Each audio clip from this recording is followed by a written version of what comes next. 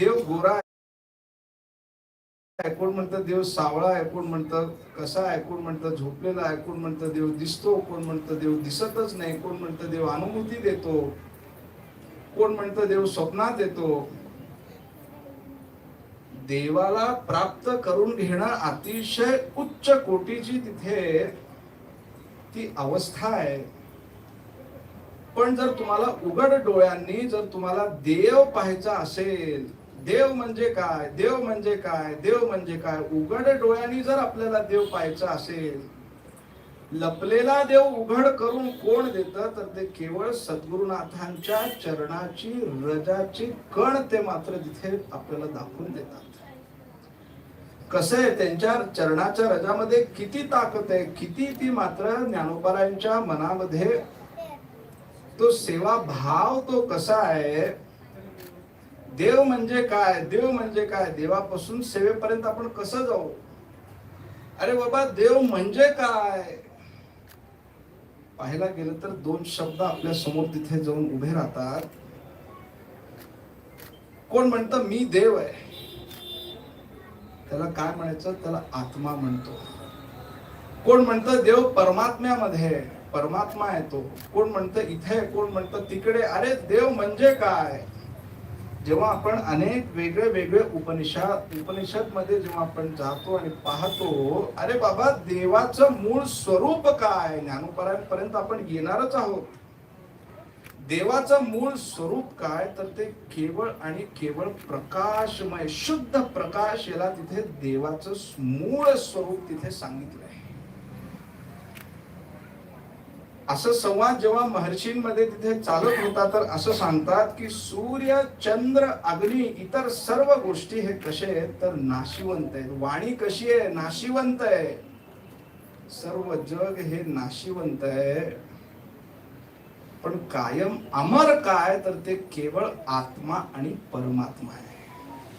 सूर्याचा नाश होईल, चंद्राचा नाश होईल, वाणीचा नाश होईल, जगाचा नाश होईल, पण केवळ राहतं काय, तर आत्मा तो तिथे राहतो. तुम्ही म्हणताल महाराज देव काय, हा आपला प्रश्न तर सुटलाच नाही. दोन जेव्हा आपल्या शब्द समोर येऊन उभे राहतात, आत्मा आणि परमात्मा, भगवंताचं मूळ स्वरूप केवळ प्रकाशमय आहे.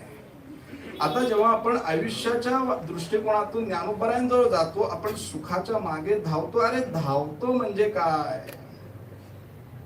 बघा कसं असतं, गंमत अशी असते, जेव्हा एखादी व्यक्ती तिथे आपल्या सद्गुरुनाथांना विचारते की बाबा सद्गुरुनाथ मला सांगा परम सुख कुठे आहे, आत्म अवस्था कुठे आहे, आत्मसुख कुठे आहे, तर चाणक्य असं सांगून जातात की सुखस्य मूलम धर्मः. या वाणीची गंमत अशी आहे, याला उलट जरी केलं याचा अर्थ एकच निघतो, धर्मस्य मूलम सुखः.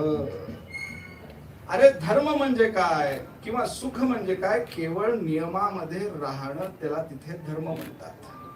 आता तुम्ही म्हणताल महाराज चालू तर कलियुग आहे, मग याच्यामध्ये नियमात राहून चालतं का नियमाचा थोडा आत बाहेर करून चालतं.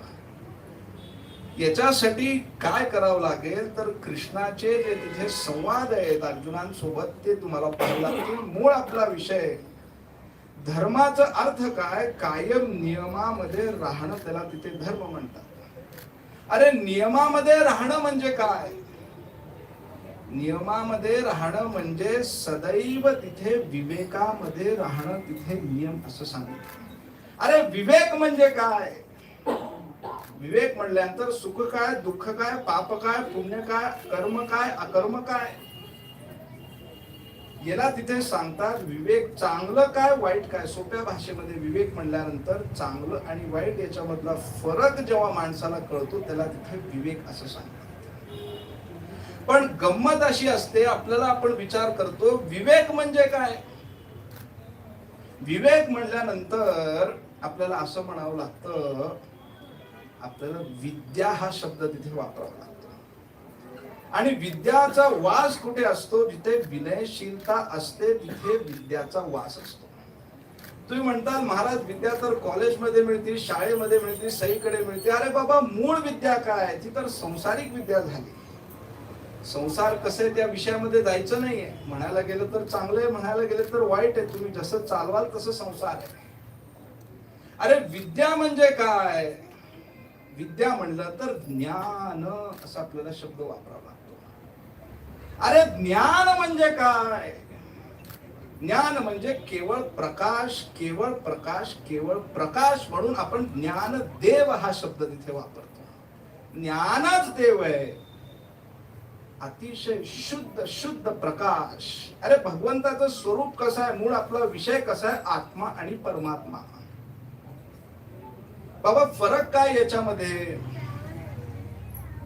मूळ भगवंताचं स्वरूप ते प्रकाशासारखं, एका दिव्यासारखं आहे. दिव्याच्या समोर जर कोण बसून जर रडत असलं तर त्या दिव्यामधून भगवंताचा तिथे अवतार तिथे बाहेर येत नाहीत आणि तुमचे डोळे पुसत नाहीत. दिव्याच्या समोर बसून जर कोण हसत असलं तरी सुद्धा त्याच्यामधून कोण अवतार घेत नाही आणि तुमच्या हसण्यामध्ये खेद आणत नाही. दिव्याच्या समोर दिवा धरून जर कोणी चोरी जर करत असेल, जर कोणी कुलूप फोडत असेल तरी तो दिवा तिथे जाऊन त्या व्यक्तीला थांबवत नाही. अरे बाबा मूळ त्यांचं स्वरूप काय? केवळ प्रकाश देणं. तुम्ही म्हणताल महाराज आयुष्य आपल्या हातामध्ये काय देऊन जात? आत्मा आणि परमात्मा मूळ हा आपला विषय. काय देऊन जात? दिव्यासमोर तुम्ही सुख करा, दुःख करा, चोरी करा, काय हरकत नाही. तर मूळ स्वरूप काय? आत्म्याचा प्रकाशमय तो तिथे आत्मा आहे. आत्मा कायम प्रकाश देत असतो, कायम प्रकाश देत असतो. ते प्रकाश ग्रहण कोण करतं? सगळ्यात उत्तम तिथे अवस्था, उत्तम ताकद प्रकाश ग्रहण करण्याची कोणाची? तर ती मानवाची आहे. अरे प्रकाश ग्रहण करणं म्हणजे काय? त्या प्रकाश ग्रहण कोण करतं? तर बुद्धी तिथे त्या प्रकाशाला ग्रहण करते. आणि त्याला चालना कोण देतं? तर मन त्याला तिथे चालना देते. आत्मा कसे? प्रकाशमय. प्रकाश जेव्हा येतो बुद्धीवर तेव्हा तो पुढे धावायचा प्रयत्न करतो. मन त्याला चालना देते. इच्छा म्हटल्यानंतर जेव्हा सर्व आपले इंद्रिय आहेत, इंद्रिय एका वस्तूच्या मागे जेव्हा त्यांची पळायची इच्छा असती, पळायची तेव्हा त्याच्या मागे एक सदभावना असती. त्या इच्छेमधून काय प्राप्त होतं नव्हतं तो विषय वेगळा.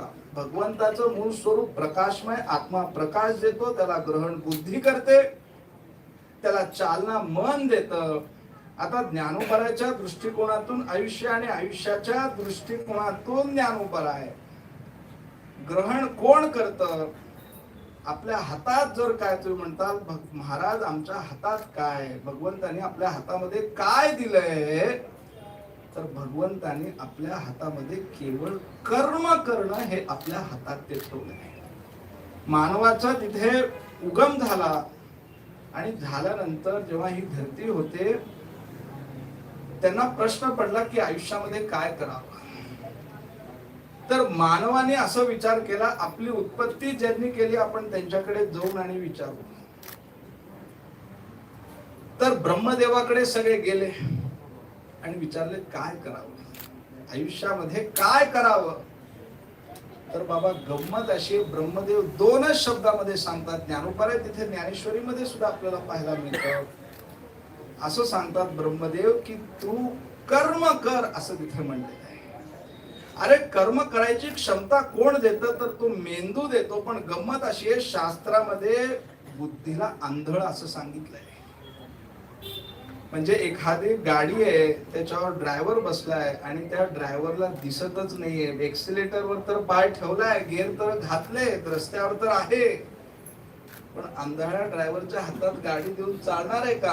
अरे म्हणून आपल्याला ज्ञानोबारांची आणि तुकोबारांची आणि सद्गुरुनाथांची आवश्यकता आहे. बुद्धी ही कशी आहे तर ती आंधळी आहे. कायम तिला विवेकाच्या सोरट्याने आपल्याला सरळ ठेवावं लागतं. आणि जेव्हा आपण सद्गुरुनाथांच्या चरणाच्या रजाच्या बाबतीत चिंतन करतो, सद्गुरुनाथांच्या बाबतीत चिंतन करतो, ज्ञानोबा काय म्हणतात की बाबा ताट मी काढीन, सेज मी झाडीन, चरण संवावन करीन मीची. सद्गुरुनाथांचे पाय सुद्धा चुरून कोण देईन, तर ते मी देईन. अशी व्यक्ती बोलतीये ज्यांनी रेड्यामुखी वेद बोलविलाय. अशी व्यक्ती बोलतीये की बाबा ज्यांनी संपूर्ण जगाच्या समोर भगवान श्री कृष्णाला सोपं करून दाखवलंय. अशी व्यक्ती बोलतीये.